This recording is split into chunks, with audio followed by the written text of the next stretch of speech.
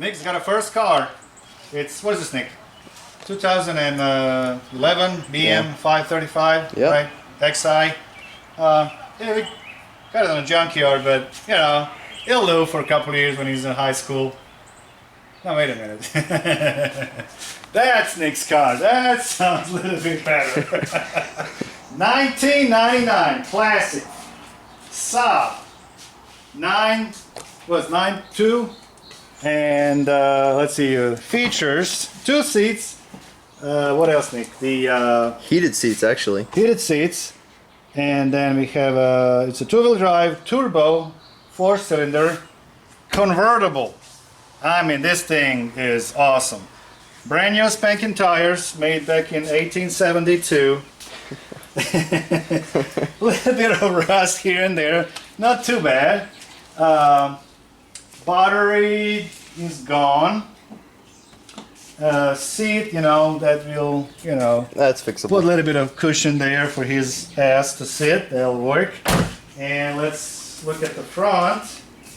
And oh, it's a tow rope. Comes with a tow rope. That's a special package as well. All right. And other than that, I mean, it looks pretty good. The hood Closes. with a special prop that works as well. Yep. Windows are actually going up and down. Yep. That's plus. And special windshield wipers on the. This is actually only on this Saab, I believe. They never actually made this ever again. These special windshield wipers for the headlights. And the engine has no leak anywhere at all. I mean, this is just it's spotless. There's a couple spots here and there. Nothing really major when it comes to oil leaks.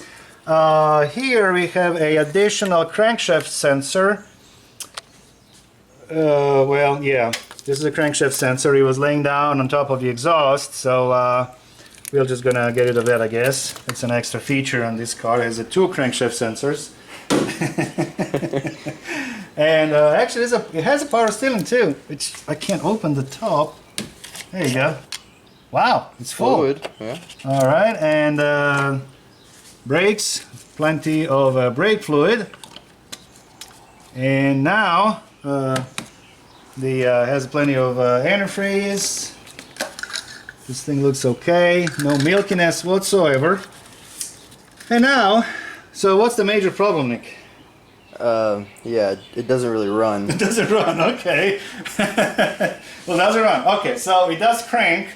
So Nick and I are going to do some homework, see if I can figure out what the deal is, and we'll get back to you guys, all right? And, okay, let's get to work. I almost forgot this car has a special towing package. It's right in here. So, yeah, that's good too. Okay. Very solid. Very solid, that's right. No movement. It has a massive oil leak without engine running, actually. Yeah, she's a keeper. The keeper. Okay, let's figure it out. Okay, so I think we figured out problem on this one. We had to kind of actually clean up the car. It was really, you could see, guys, it was really, you know, just covered with oil and all that. So we pressure washed everything so we can kind of get around the engine and get where it needs to be. Now, the main problem is that right now I have my test light on a main power to a ignition coils. Now, the main relay that gives the power to a ignition coils gives the power to a injectors as well. So basically, we don't have a power to our coils or injectors, and we don't have, of course, an injector pulse either. So the main relay is actually right in here, and it is this relay here. Now, actually, the relay is actually on the top. Basically, we have wires at the bottom, and it's actually not convenient. We can actually do our checks. Now this, I'm not sure, I think it's orange wire is feed. Now, okay, so this is the main feed that's get to the relay, of course on the load side, and then once the relay is closed, it's gonna send the power to our coils. This is it's a ground size switch system, so then the same fuse will give the power for the control side. Now on this blue and gray wire we should have a ground if the our power control module is grounding our circuit. So when I put my power probe here, we should have a power, and we have a power that's from that orange wire. Now when I crank the engine over, I should have a ground. The computer should ground this circuit.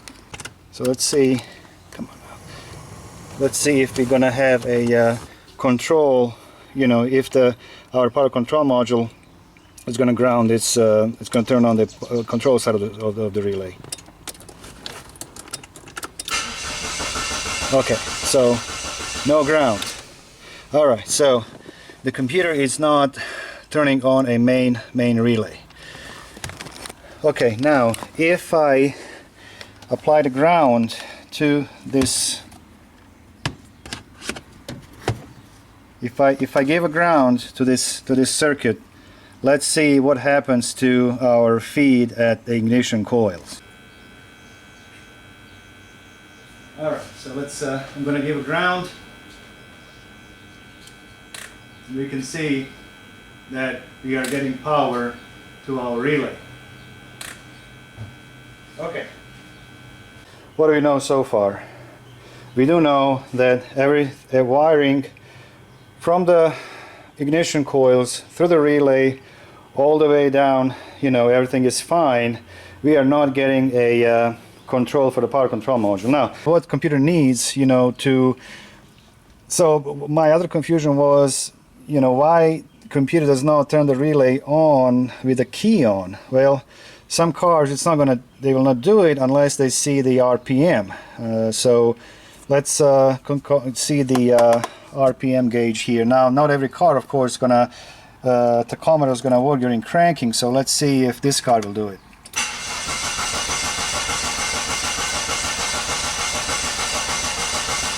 Okay, so no, tachometer does not move. So next step will be to scope our crankshaft position sensor. Now, this car does not have a cam sensor. It's only one sensor. It's a crankshaft position sensor. Computer uses only that signal to a for injectors and to fire injectors and coils. And as you could see, someone already replaced the crankshaft position sensor, and you could see the old one was laying down. It was all burned out. So here's the sensor here. This is the gray, the white, or whatever. This is the signal wire, and there's two actually kind of ground wires. There's an additional ground wire on it. So we're just going to scope the ground and the signal wire and see what kind of a signal we are getting from this sensor. So I got my picoscope ready. I have my blue channel on my crankshaft position sensor, and also I got another red channel on my power to my coil. And let's now setup is I have a 5 volts on a blue channel and just DC, and 20 volts on the red channel. So let's crank the engine over and see the signal.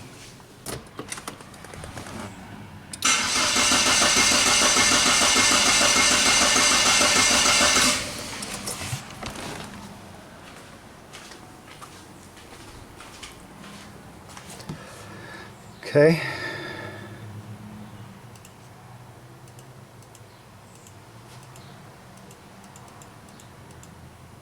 Alright, so here's the, of course we can see we have nothing on the red channel. There is no power coming. And here's my crankshaft position sensor, and let's measure the amplitude. This is a notch, and it's at 600 millivolts, positive, negative.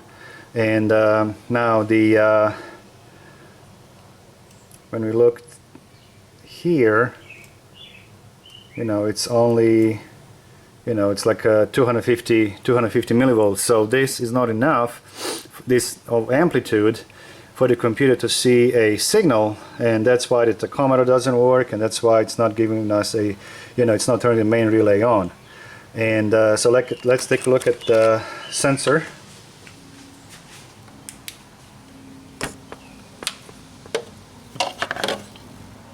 And of course, when you have a problem with low amplitude, you can have a sensor problem, but also it can be a gap. And you can see whoever installed this sensor can actually see the O-ring and the oil leak there as well. So this sensor is not pushed all the way in. The bolt it is, but the sensor itself is sticking out. So there is this huge gap, and you know, the sensor is making a signal, but not the amplitude that needs to be for the for the computer to be able to read the signal from it. So I'm gonna take care of this, and then we'll redo the test. Okay, well, sensor is back in. I pushed it as far as I could, and I think one of the problems is it's been like that for quite some time, and the heat and everything, I think it's kind of distorted the sensor a little bit, and even when I tightened the bolt it didn't go all the way into the block, and I'm sure it's going to leak a little bit of oil as well, but I will have to get another sensor. And anyhow, but let's crank it and see if it's going to start, and let's look at the amplitude on our crankshaft sensor. And I still have it all the same.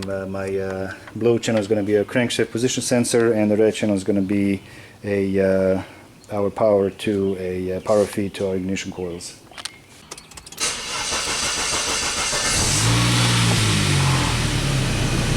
Okay.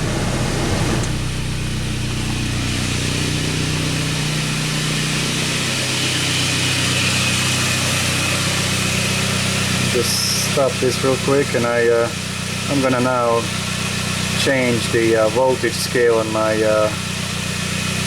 let's just see. Oh yeah, look at the where we used to be before, look where we are now. And yeah, so I'm gonna change my voltage scale to 10 volts, and I'm gonna repeat the yeah.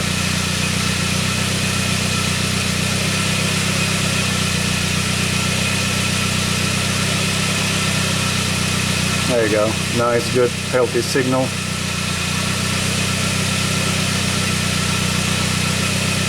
Alright. We can almost get 20 volts now. Alright.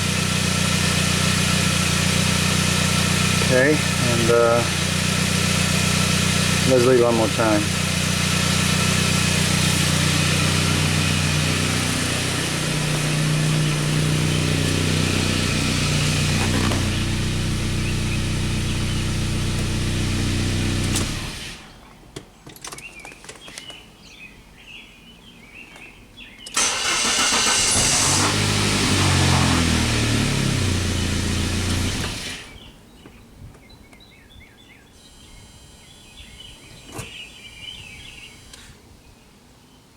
Okay, I just want to wait for the voltage to drop down on the ignition coil. Alright, let's crank it now.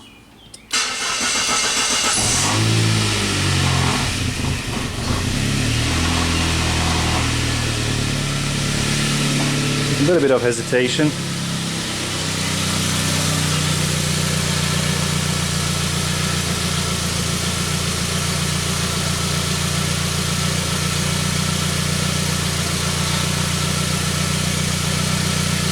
A little bit of hesitation here,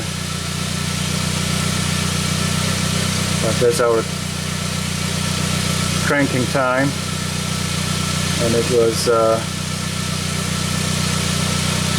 1.3 volts, and we used to be like 200 millivolts.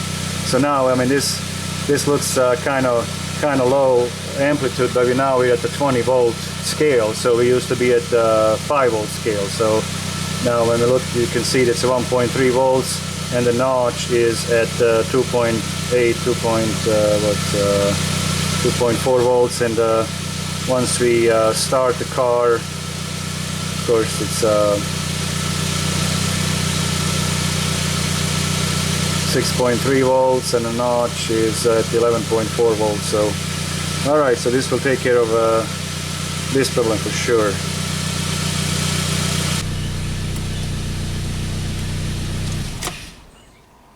Okay, let's crank the engine and look at the tachometer now.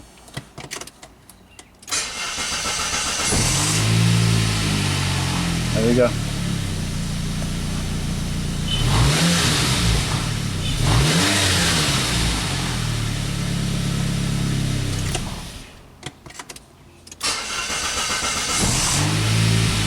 starts right up. Okay.